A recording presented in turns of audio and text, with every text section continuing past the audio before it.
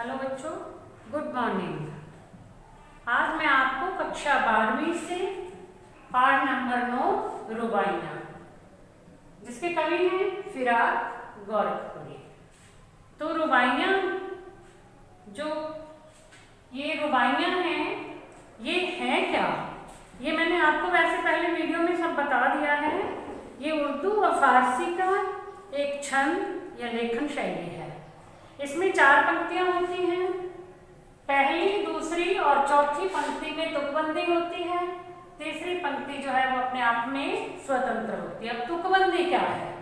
यानी हम उसको गाएं या बोलें तो पीछे जो है सेम शब्द होते हैं, मतलब मात्राएं वगैरह सेम होती हैं। जैसे आंगन में लिए चांद के टुकड़े को खड़ी, हाथों पे झुलाती है उसे गोद भरी, रह रह के हवा में जो लौका देती है, गूंज उठती है खिलखिलाते बच्चे की हंसी। पहली, दूसरी, जैसे पहली पंक्ति खड़ी, दूसरी भरी, चौथी हंसी, ये तीनों जो है बोलने में एक जैसी है। तो ये तुकबंदी बन रही है पीछे से। ये एक लाइन जो है ये देती है, ये स्वतंत्र है अपने आप में, इसमें कोई तुकबंदी नहीं है। इसी तरह से दूसरी भी है, नहला के छलके छलके निर्मल जल से, उलझे हुए गेसुओं में कंघी करके, किस प्यार से देखता है बच्चाओं को, जब घुटनियों में लेते हैं पिनाती कपड़े। इसमें भी पहली पंक्ति, दूसरी और चौथी तुकबंदी है।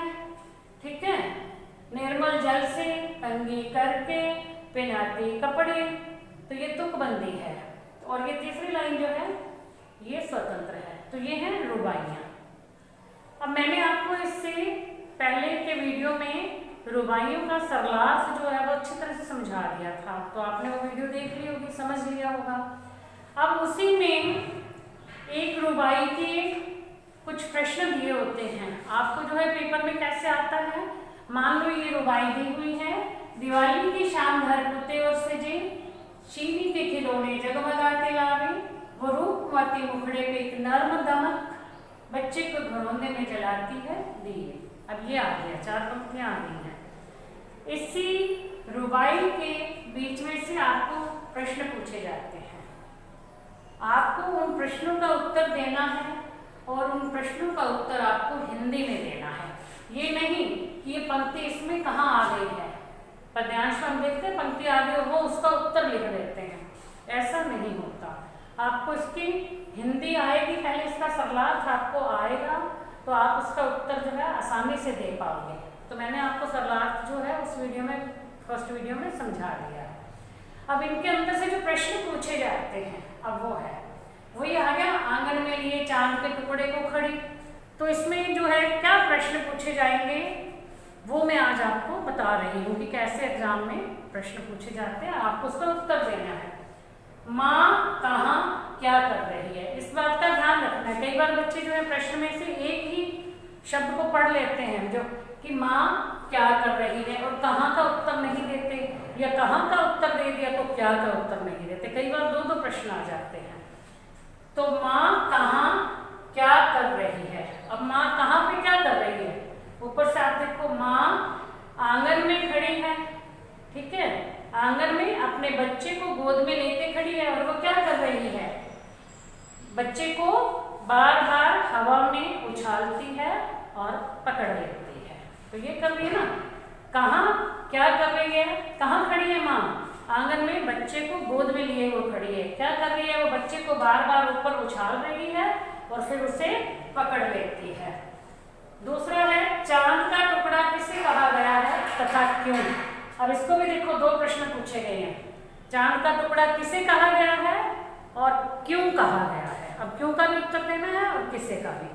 चांद का टुकड़ा शिशु को कहा गया है, जिस बच्चे को माँ गोद में लेकर के खड़ी उसे ऊपर उछाल रही है और खुश हो रही है, बच्चा भी बड़ा खुश हो रहा है, उसे कहा गया है। शिशु को यानी छोटे बच्चे को चांद का टुकड़ा कहा गया है। क्यों कहा गया है, क्योंकि माँ अपने बच्चे से बहुत प्यार करती है, और जिस प्रकार से चांद बड़ा सुंदर होता है, ठीक है, बच्चे उसे जो है ना शाम को दिखाया जाता है तो कहते हैं कि चंदा मामा, चंदा मामा, उसको मामा कहते हैं।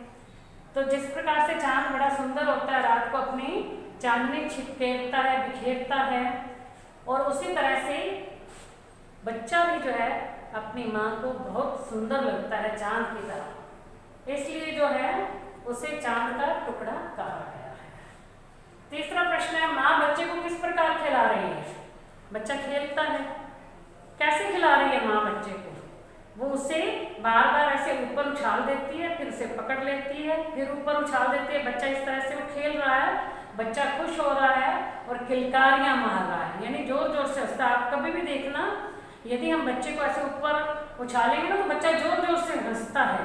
देखो बड़े जब थोड़ा सा बड़ा हो जाता है तो फिर बच्चे को डर लगने लगता है कि मैं नीचे ना गिर जाऊं, लेकिन अब वो बिल्कुल डर नहीं रहा क्योंकि छोटा बच्चा है और उसके मन में ये भाव है कि मैं ऊपर यदि उछाला जा रहा है तो मुझे नीचे पकड़ने के लिए भी माँ के हाथ हैं, तो वो मुझे पकड़ भी लेगी, नीचे नहीं गिरने देगी, इसलिए वो बड़ा खुश हो रहा है। बच्चे पर माँ के स्नेह का क्या प्रभाव पड़ता है? माँ जो बच्चे को बहुत प्यार करती है ना, तो उसका क्या प्रभाव पड़ रहा है माँ के स्नेह का? भी माँ प्यार से ही तो उसे ऊपर उछाल रही है, पकड़ रही है। अब इसका प्रभाव बच्चे पर क्या प्रभाव पड़ रहा है कि वो जोर जोर से हंसता है, किलकारियां भरता है, खुश हो रहा है, ये प्रभाव पड़ रहा है बच्चे पे। अब अगला आ जाता है दूसरा, वही नहला के छलके छलके निर्मल जल से, उलझे हुए गैसों में कंघी करके किस प्यार से देखता है बच्चा को जब घुटनियों में लेके पहनाती है कपड़े। अब इसके जो प्रश्न हैं, माँ अपने शिशु को किस तरह स्नान कराती है? शीतल जल से धीरे धीरे पानी डालती है, उस पर थोड़ा थोड़ा जल उस पर डाल करके उसे स्नान कराती है। अब ध्यान पूरा रखा जाता है कि उसके आंखों में पानी ना चला जाए, उसके मुंह में पानी ना चला जाए। साबुन लगाया जाता है जब दूध से या लस्सी से जैसे भी नहलाते हैं कि उसके मुंह में और आंखों में ना चली जाए, इससे बच्चा परेशान होगा, तो थोड़ा थोड़ा जल डालती है और उसे नहलाती है। बालक को स्नान कराने के बाद माँ क्या करती है? अब ये देखो पंक्ति है ना, उलझे हुए गैसों में कंघी करके। जब बालक को स्नान करा देती है तो उसके बाल थोड़े उलझ जाते हैं, फिर क्या करती है? वो उन्हें कंघी करके सुलझाती है। तीसरा प्रश्न है, माँ बच्चे को वस्त्र किस प्रकार पहनाती है? कैसे वस्त्र पहनाती है माँ बच्चे को? देखो, जब घुटनियों में लेके पहनाती है कपड़े, नहलाने के बाद उसे अपने घुटनों में ले लेती है और फिर कपड़े पहन, क्योंकि बच्चा जो है ना वो दौड़ता इधर उधर भागता है, कपड़े नहीं पहनता जल्दी से, तो रोता भी बहुत आसानी से, कपड़े नहीं पहनता, तो उसको घुटनों में थोड़ा सा दबा लिया जाता है, ऐसे पैरों में रख दिया जाता है कि वो इधर उधर भाग ना सके, और फिर उसे कपड़े पहनाए जाते हैं। माँ के कार्यों से उसके मन में किस प्रकार की अभिव्यक्ति हुई है? अब माँ के कार्यों से उसके मन में एक तो ममता का भाव जागता है, वो ममत्व में भर करके जो है अपने बच्चे के सारे काम करती है, और बच्चा भी माँ की ममता के कारण बड़ा खुश होता है। तो उसके स्नेह का क्या प्रभाव पड़ता है? भी वो खिलखिला करके हंसता है, जो ऊपर उछालने पे कपड़े पहनाती है तभी वो इधर उधर भागने की कोशिश करता है, ठीक है, उसकी हंसी चारों ओर गूंजने लगती है, मतलब बहुत खुश होता है बच्चा। अब इसकी तीसरी रुबाई है, दिवाली की शाम घर पुत्यों सजे, चीनी के खिलौने जगमगाते लावे, वो रूपवती मुखड़े पे एक नर्म दमक बच्चे के घरौंदे में जलाती है दिए। अब इसके प्रश्न पूछें, दिवाली के अवसर पर घर कैसा लग रहा है? दिवाली के अवसर पर जब घर में रंग रोगन कर दिया जाता है, साफ सफाई कर दी जाती है, तो घर चमकने लगता है, यानी बहुत सुंदर दिखाई दे रहा है। दिवाली पर क्या चीजें खरीद कर लाई गई हैं तथा किस लिए लाई गई हैं? क्या क्या चीजें खरीद कर लाई गई हैं? चीनी के खिलौने, ठीक है, और दिए। इस रुबाई के अनुसार चीनी के खिलौने खरीद करके लाए गए हैं और दिए भी खरीद करके लाए गए हैं। और क्यों लाए गए हैं? क्योंकि इन चीनी के खिलौनों से जो है और चावल की खीलें जो होती हैं उनसे पूजा की जाती है। दिवाली के दिन पूजा की जाती है ना शाम के समय, तो इसलिए खरीद कर लाए गए हैं और दिए जो हैं जलाए गए हैं। गृह स्वामिनी का चेहरा कैसा लग रहा है तथा क्यों? गृह स्वामिनी कौन है? घर में जो यानी बच्चों की माँ, जो घर को संभालती है, घर की स्वामिनी है, वो है गृह स्वामिनी। उसका चेहरा दिवाली के दिन सजे हुए घर को देख के, जलते हुए दियों को देख करके, पूजा के लिए वो जब सारा सामान ला करके वहाँ सजा देती है, ये सब देख करके उसका चेहरा बहुत खुश लग रहा है, वह बहुत खुश हो जाती है और बहुत सुंदर लग रहा है, दमक रहा है। क्यों दमक रहा है? ये सब चीज़ें देख करके, दिवाली के दिन अपने घर को देख करके, है ना, अपने मंदिर को सजाया हुआ देख करके, दिए जलते हुए देख करके वो बहुत खुश हो रही है। अब बच्चे के घरौंदे में दिए क्यों जलाती है? यानी बच्चा भी जो है ये सब चीज़ें देख करके खुश होता है। उससे कहा जाता है कि तेरे घर में दिए जलाए गए हैं। तो बच्चे को खुश करने के लिए, बच्चे को खुश देखने के लिए वो बच्चे के घरौंदे में भी दिए जला रही है। अब इसकी जो चौथी रुबाई है वो मैं आपको बुक में से पढ़ के बताती हूँ।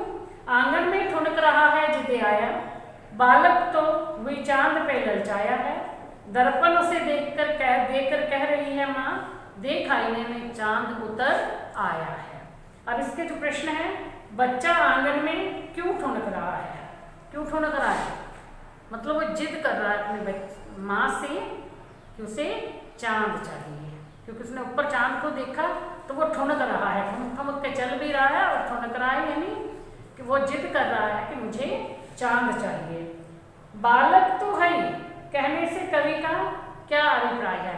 बालक तो है। अब कहते हैं ना बालक, हम कहते हैं ना कि ये बच्चा ही तो है, किसी भी बात के लिए जिद कर सकता है, तो वो चांद लेने के लिए भी जिद कर रहा है। बच्चा तो स्वभाव से ही है ऐसा होता है, यानी ये बिल्कुल सही है। इसीलिए कहा जाता है कि बालक ही तो है, बच्चा ही तो है, और उसमें इतनी समझ कहाँ है? उसे क्या पता है कि क्या चीज़ मुझे मिल सकती है, क्या नहीं मिल सकती है। चांद के लिए जिद कर रहा है। बड़ों को तो पता है कि चांद कहाँ से लाया जाएगा, लेकिन बच्चे को क्या पता कि चांद हम यहाँ आ सकता है, नीचे लेके आ सकते हैं कि नहीं लेके आ सकते। तीसरा प्रश्न है, माँ ने बच्चे के हाथ में क्या वस्तु दी थी? पंक्ति आ रही है, दर्पण उसे देखकर कह रही है माँ। तो बच्चे ने माँ के हाथ में, माँ ने बच्चे के हाथ में दर्पण दिया था। दर्पण क्या होता है? आईना, जिसमें हम अपनी सूरत देख सकते हैं। अब क्यों दिया था? ताकि बच्चा उसमें चांद को देख के ये समझे कि चांद नीचे उतर आया है। अब माँ अपने बच्चे की चांद को लेने की जिद किस तरह से पूरी करती है? वो भी इसी का यही उत्तर हो गया। उसके हाथ में दर्पण दे देती है और उसमें दर्पण में चांद दिखा करके कहती है कि देखो चांद पृथ्वी पर उतर आया है, इससे खेलो। और बच्चा जो है उसे देख करके खुश हो जाता है। इस प्रकार से उसकी जिद पूरी हो जाती है। अब इसकी पांचवी रुबाई, रक्षाबंधन की सुबह रस की पुतली, छाई है घटा गगन की हल्की हल्की, बिजली की तरह चमक रहे हैं लच्छे, भाई है के है बांधती चमकती राखी। इसके जो प्रश्न हैं, अब इस काव्यांश में यानी इस रुबाई में किस त्योहार का वर्णन किया गया है? पहली लाइन ही आई है, रक्षाबंधन की सुबह रस की पुतली, तो किसका वर्णन किया गया? कौन सा त्योहार है? रक्षाबंधन के त्योहार का वर्णन किया गया है। दूसरा है, रस की पुतली किसको कहा गया है तथा क्यों? रस की पुतली बहन को कहा गया है।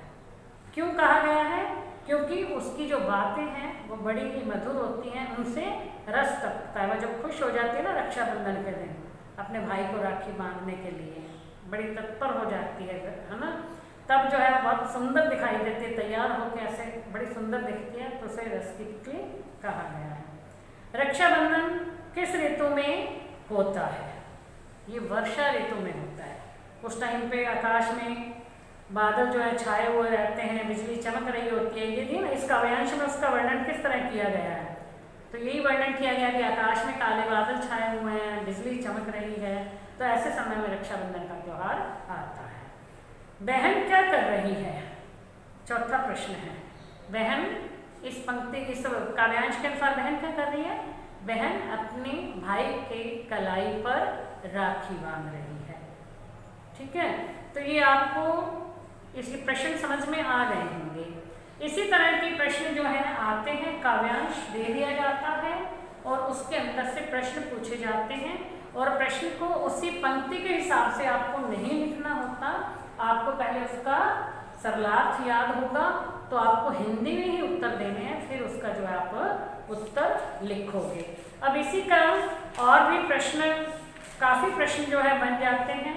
अब पहला जो है पाठ के साथ का ही प्रश्न आता है, शायर राखी के लच्छे को बिजली की चमक की तरह कहकर क्या भाव प्रकट करना चाहता है? क्या भाव व्यंजित करना चाहता है?